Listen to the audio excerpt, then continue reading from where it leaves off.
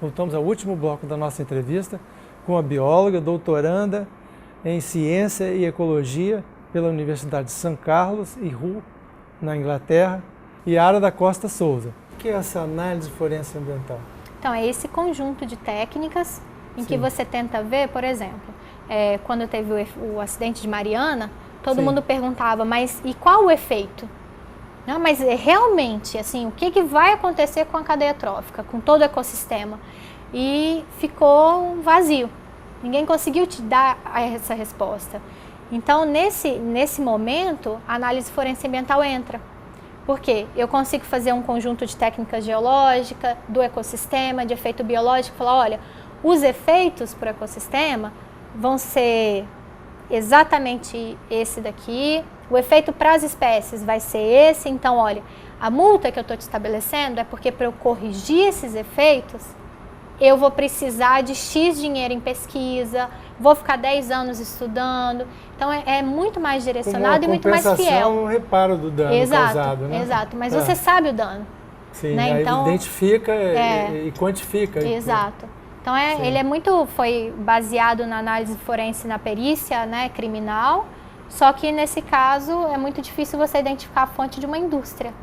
Mas normalmente você tem o que a gente chama de cada atividade industrial, ela é única no mundo. Então o processo de cada uma é único. Então quando você analisa o produto, você consegue descobrir qual empresa que fez. Se você souber o processo produtivo. Então você consegue, com técnicas químicas, geológicas e biológicas, identificar a fonte. Sim. Então é bem preciso. E aí se você identifica a fonte, quer dizer, ela está causando algo passível de ser identificado em todo o ecossistema. Sim. Então esse é o grande problema, né? E aí você obteve esse apoio através da Universidade de Hull. A Universidade de Hull. Então, assim, o Instituto de Hull, ele é o responsável, o instituto mais antigo na área de estuário, e ele é responsável por ele criou um modelo de monitoramento utilizado pela União Europeia, e que é o mesmo também que eles têm em conjunto com os Estados Unidos. Então, e eles que estão dando esse suporte para a gente criar um modelo de monitoramento para uma região tropical. Porque em si todo o nosso modelo é baseado no que eles têm.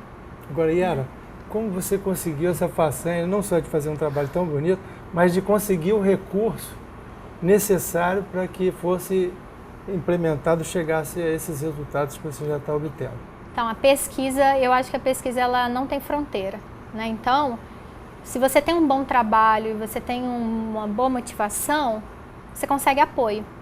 Né? Então, eu não tive muito apoio no Espírito Santo, mas eu tive apoio do governo de São Paulo, que foi quem deu o primeiro apoio, suporte. E as outras instituições, eu fui, né, o Instituto de Hull, eu fui na China, no Congresso Mundial de Estuários, e conversei com esse diretor, o Mike Elliott, e ele me deu essa ajuda. Não, vamos te ajudar, porque é interessante a nível mundial. É interessante que você consiga controlar, porque esse material particulado, ele vai para o mundo inteiro. Ele não fica restrito à costa do Espírito Santo, né? E seria utilizado por vários países que se encontram na mesma situação. E na Argentina também, mesma coisa. Eu fui lá, bati na porta, e são institutos que fazem pesquisa junto com a indústria e que se importam não só com a condição de um estado ou de um país, mas se importam com a condição mundial. De você conseguir controlar isso, né? Porque a gente sabe que é um problema muito maior do que o que a gente está acostumado. E na Escócia, então, é sempre assim, eu nunca tive o dinheiro na minha mão, mas todo mundo sempre falou, não, você pode, se você trabalhar, se você fizer a sua própria análise, eu te dou tudo que você precisar para fazer. Então, eu sempre viajei para fazer as análises e sempre deu muito certo. Sempre trabalhando muito, acho que todo mundo ajuda. Se vê que está trabalhando, todo mundo também põe o dele na parte. E aí a gente conseguiu esses resultados maravilhosos. Né? A iniciativa pessoal da Yara Capixaba, inclusive, né? Isso. Nasci no Espírito Santo. Quer dizer, decidi ser bióloga por causa do pó preto, né? Acho que com 8 anos eu já achava lindo o pó preto, porque brilhava, né? Quando você é criança. E depois alguém me falou que isso podia provocar um efeito no organismo vivo. Então, esse efeito no organismo vivo, eu falei, então eu vou estudar o efeito do metal no organismo vivo. Não sabia nem o que queria dizer. mas decidi trabalhar com isso desde o começo, quando eu entrei na Universidade do Espírito Santo, nasci aqui. Minha família sofreu muito com um problema respiratório, então eu sempre tive vontade de trabalhar com isso, voltar, mas eu não imaginava que os resultados fossem realmente me levar para isso. Eu achava que talvez o sedimento estava, que a água estava contaminada, não que o pó preto fosse realmente a principal causa de contaminação.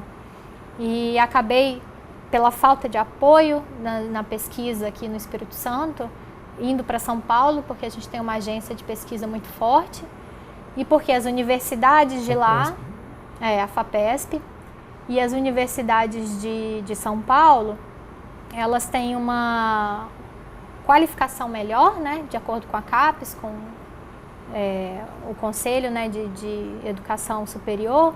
Isso possibilita com que a gente vá para o exterior. Fala um pouquinho sobre os efeitos, né, na saúde desse processo que você está estudando. Então, todos os efeitos que a gente viu até agora foram na cadeia trófica, né?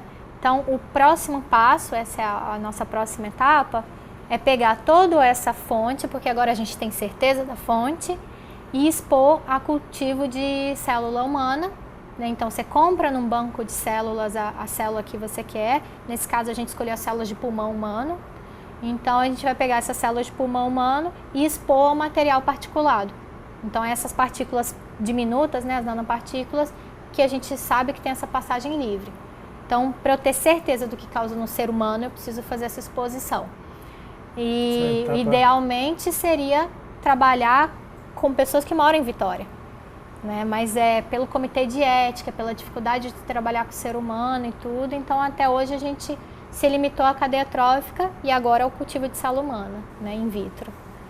Mas, em geral, os efeitos que isso poderia provocar, que os metais pesados provocam, são alterações metabólicas que geram uma imunidade mais baixa. Então isso a gente observou em todos os elos da cadeia, que possivelmente seja o que alteraria no nosso caso. Então, fica com a imunidade mais fraca, está mais sujeito a um resfriado, está mais sujeito a algumas doenças que elas não são específicas. Então, é difícil, né, você identificar. Por exemplo, a siderúrgica, a fumaça metálica, ela é conhecida por provocar a gripe siderúrgica. Então, ela é uma contaminação aguda, principalmente dos trabalhadores que estão mais expostos, né? Então, eles têm a gripe siderúrgica, ela não dura mais do que 2, 3 dias. E depois disso, é como se fosse uma gripe normal. É tratada como uma gripe normal, mas ela não é uma gripe não é por vírus nem por bactéria. Ela causa inflamação das vias pela presença dos metais. Agora, com relação ao pescado, você identificou, né, níveis elevados de arsênico, mas você faz uma observação que o arsênico contido nesse pescado não estaria biodisponível, né? Isso. Para quem se alimenta do pescado, para a gente fazer uma ideia de... Então, não tá para ele, né? Assim, Sim. O peixe, ele tem, né, que até agora a gente conseguiu encontrar que ele tem mecanismos de deixar todo esse metal dentro de bolsas. Então, ele põe dentro dessas bolsas na célula, que são as vesículas, e não está disponível para ele. Então, aquilo não entra em contato. A ostra, por exemplo, a gente encontrou vários metais na concha. Então, o que ela faz? Ela pega esses metais e, ao invés de guardar nessas vesículas, ela joga para a concha e elimina. Então, para ela, tudo bem. Nós não nos alimentamos da concha, mas nos alimentamos do músculo do peixe. Então, quando a gente se alimenta, a gente absorve parte daquilo, porque não tem como... faz parte do músculo, a gente não seleciona a parte que a gente está comendo do músculo, né? Então, a hora que você se alimenta, essas vesículas se rompem pelo próprio processo da morte do peixe e a gente pode absorver, sim. Então, esse é um dos grandes problemas. Faz a recomendação para as pessoas não comerem peixe ou comerem quantidades que sejam assimiláveis em Hoje tempo... em dia, quase todas as fontes de proteína têm algum problema. O né? frango, o frango boi, tem hormônio, né? O boi também tem metal, enfim. Com relação ao pescado, eu sempre sugiro que deem preferência para pescado de alto mar. Então, é fora da região costeira, o mar ainda é um ambiente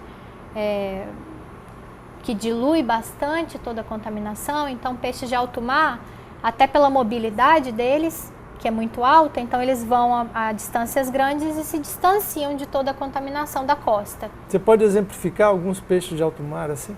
Então, o robalo ele vive em alto mar, na idade adulta, mas infelizmente a coleta dele, a pesca dele tem sido na fase mais juvenil, quando ele ainda vive no estuário.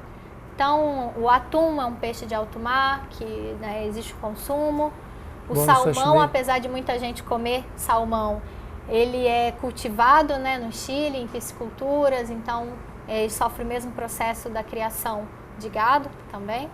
Então, a garoupa, também na idade adulta, o cação, né, vários outros. Gostaria que o governo brasileiro assim, fizesse mais acordos com as universidades, que isso não fosse uma caminhada sozinha, como tem sido, a gente está sempre caminhando sozinho. A gente tem muita dificuldade de fazer acordo direto com as indústrias, então isso deveria ser intermediado pelo órgão ambiental. Acho que esse é o principal ponto, né? E a falta de verba na pesquisa, ela pode ser solucionada em parte com esses acordos com a indústria. Então é benéfico para o governo também, né? Então essa parceria. Fora que os problemas de saúde geram custo para o governo. Então se ele for realmente pôr na planilha todo o custo gerado, é claro que isso é contrabalanceado, né? Mas existe essa falta de integração entre as áreas, que eu acho que é mais importante. A gente tem que começar a integrar cada vez mais a universidade com as empresas por meio do governo, né? Que eu acho que é o que está faltando. Ok. Bem, por fim eu gostaria de parabenizar aí pelo seu trabalho, que é de excelente qualidade e de resultados muito interessantes. Muito obrigada e eu queria agradecer a todos que contribuíram com esse trabalho. Né? Foram muitas pessoas, são 8 anos de trabalho, foram mais de 100 pessoas, alunos de pós-graduação, que no Brasil a gente não tem o cargo de pesquisador e cientista regulamentado, mas está todo mundo sempre pesquisando e criando boas pesquisas com muita paixão, muita força de vontade. Né? E eu acho que é isso que faz a gente seguir adiante.